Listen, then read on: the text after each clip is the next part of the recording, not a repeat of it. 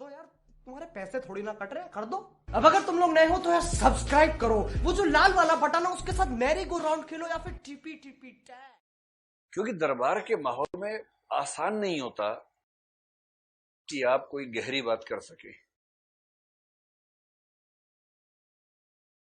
ये ठीक वैसे ही जैसे आप अपने घर जाएं किसी शादी ब्याह में, मान लीजिए आपके किसी कजन ब्रदर या सिस्टर का शादी ब्याह होने वाला है और आप पूरा गैंग इकट्ठा हो गया, चाचा बुआ फूफा मामा मौसी सब बच्चों का गैंग इकट्ठा हो गया है, खूब हंसी मजाक चल रहा है, चुटकुले पे चुटकुले चल रहे हैं।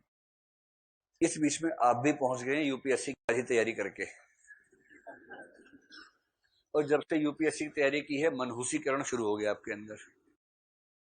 अब वहां हंसी मजाक चल रहा है, उसमें कोई ऐसा मजाक आ गया, रंग भेद वाला मजाक है जो चलता है, घरों में चलता रहता है। आपने तुरंत वहीं टोका, देखो इसमें रंग भेद है, नस्ल भेद है, और ये अपार्थीड अमेरिका में होता था, भारत में भी नस्ल भेद का मामला है। अभी एक रिपोर्ट आई है यूएन की, ये ठीक नहीं है, ये ठीक नहीं है। तो सब घूर के इसको देखेंगे ऐसे, अच्छा अच्छा ठीक नहीं है, अच्छा अच्छा अच्छा, फिर कहेंगे छोड़ दो भैया वाला मजाक छोड़ दो, बाकी मजाक कर लो। फिर कोई और मजाक आया, फिर हमने ज्ञान झाड़ दिया बीच में, रुको रुको रुको रुको, इसमें ये जो शब्द आया है ना ये गलत है, क्योंकि इतिहास में प्रमाण नहीं मिलता है इस चीज का, ये अप्रामाणिक है, ये मिथक है, इतिहास नहीं है। इतिहास और मिथक में अंतर होता है, मिथक दंत कथा होती है, किंवदंती होती है, मिथ शब्द का हिंदी अनुवाद है। वो कह रहे हैं कि भैया आप जाओ, आपकी शादी में हम आएंगे, आप जाओ, या दीदी आप निकलो यहां से, बहुत हो गया। क्योंकि ज्ञान अगर है तो ज्ञान के लिए माहौल भी तो चाहिए। लोग शादी ब्याह में जूता चुराने के मूड में, आप कहते हैं वो चोरी करना बुरी बात है। संविधान के नीति निर्देशक तत्वों में लिखा हुआ है, डीपीएसपी, वो इंदिरा गांधी ने संविधान संशोधन किया था ना 42वां, उसमें लाए थे, और एक अलग से आर्टिकल बनाया था, उसमें 10 थे, बाद में एक 86 वैसे आ गया था, 11 होते हैं, और उसमें लिखा है कि हमें चोरी नहीं करनी चाहिए। तो डीपीएसपी संविधान में, भारत का संविधान है, तो हम जूता नहीं चुराएंगे। कि जूता चुरा के तुझे ही मारेंगे, ध्यान रखना, इतना मुंह पे बजाएंगे जूता, मुंह भी जूते जैसा हो जाएगा तेरा।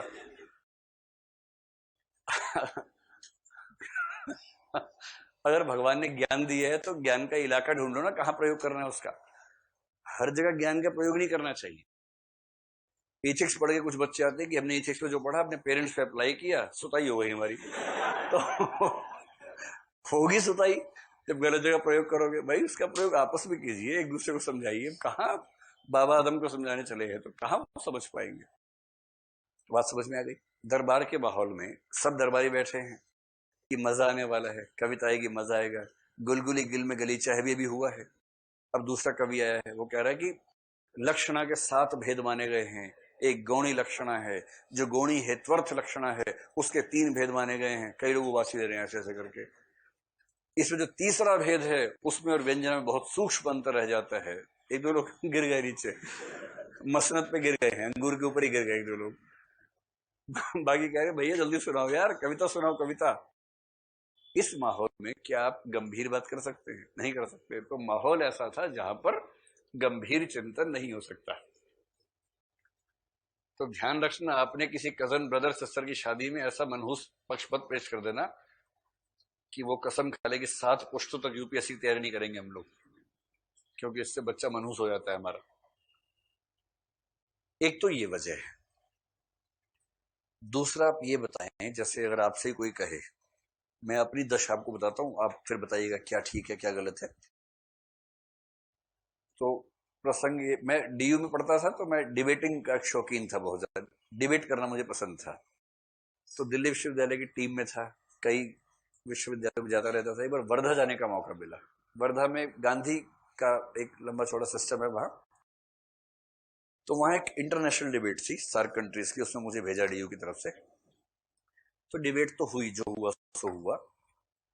फिर बोले शाम को कि सब विद्यार्थियों को, सब कैंडिडेट्स को हम थोड़ा घुमाने ले चलेंगे। हमने कहा हाँ ले चलो, कहीं घुमा दो, क्या दिक्कत है। घुमाते घुमाते एक कमरे में ले गए, बोले बैठिए, वहां 3-4 बेड्स, सिंगल बेड्स लगे हुए, कुछ बैठिए। हम 8-10 लोग थे, बैठ गए आराम से। फिर एक बाबा जी आए, बोले कि आप जिस बेड पे बैठे हैं इसी पर महात्मा गांधी सोते थे, ये सुनने के बाद कोई बैठ सकता है? उछल जाएगा। हम तो उछल के नीचे गिर गए कि यार पहले बताना था, इस बेड की पूजा करनी चाहिए, बिठा रहे उस पर हमें। तो क्या होता है ना कि जब किसी को आप बहुत महान मानते हो और कोई आपको उसकी तुलना करने के लिए कहे अपने आप से, तो आपको शर्म आने लगती है, घिघियाने का एहसास होने लगता है कि यार क्या करते हो भाई। थोड़ा पहले बोलते अगरबत्ती लेके आते, पूजा करते कि यहाँ महात्मा गांधी सोते थे, आराम करते थे, और साथ वाले बोले यहाँ नेहरू जी बैठते थे, तो बोले फिर भी ठीक है, कोई बात नहीं, यहाँ ठीक है, लेकिन इस पर तो नहीं बैठ पाएंगे महात्मा गांधी वाले पे। तो महात्मा गांधी इतने महान थे कि उनकी तुलना में हमें अपने भीतर इंफीरियोरिटी कॉम्प्लेक्स होना स्वाभाविक है, हीनता ग्रंथि का होना स्वाभाविक है। ठीक। तो हजारी प्रसाद जी कह रहे हैं कि यदि आप इन कवियों को ध्यान से पढ़ेंगे तो आप पाएंगे कि इनके भीतर एक विशेष प्रकार का इंफीरियोरिटी कॉम्प्लेक्स है, यानी कि हीनता ग्रंथि है, और ये संस्कृत के महान सिद्धांतकारों से अपनी तुलना करने की स्थिति में नहीं है। इनकी इतनी हिम्मत नहीं है कि ये भरत और दंडी और रुद्रट और भामह के दिए हुए सिद्धांतों में कुछ नया जोड़ने का साहस कर सके। और ये गिल्ट फीलिंग इसलिए, क्योंकि ये कॉम्प्लेक्स इसलिए है क्योंकि ऐसे माहौल में कभी नहीं रहे जहां ये ज्ञान की चर्चाओं में शामिल रहे हों और ये कॉन्फिडेंस इनको आ जाए कि हम ऐसा ज्ञान दे सकते हैं। इससे अंतर क्या है, हार्वर्ड में जो लोग पढ़ते हैं वहां का माहौल ये है कि अगर आप क्लास करने जा रहे हैं, स्टाफ रूम में चले गए, 15 टीचर्स बैठे हैं, आपका दोस्त बताएगा जो 15 बैठे हैं ना, इनमें से 13 को नोबेल प्राइज मिल चुका है, ये वाले 2 रह गए हैं, मेहनत कर रहे हैं, अगले साल मिलेगा। वहां ये हालत रहती है। आपकी क्लास है, टीचर कौन आ रहा है? पिछले साल का नोबेल प्राइज विनर है, वो आ रहा है क्लास लेने के लिए। और क्लास के बाद आप कह रहे हैं सर आपसे बात करने के लिए, हाँ हाँ आओ बात करो, बैठते हैं। नोबेल प्राइज विनर आपसे बात कर रहा है, आपकी बात को सराह रहा है, अरे वाह कभी सोचा ही नहीं मैंने ऐसा, वंडरफुल, कितना शानदार सोचते हैं आप।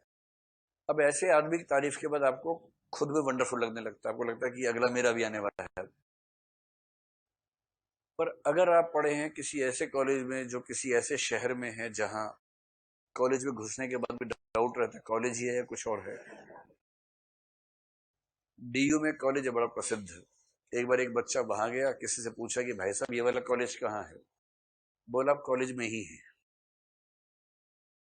बोले ये क्या बात है? बोले हाँ यही कॉलेज है। भरोसा नहीं हो रहा? यही कॉलेज है, ये छोटी सी बिल्डिंग है ना, ये बिल्डिंग है कॉलेज की।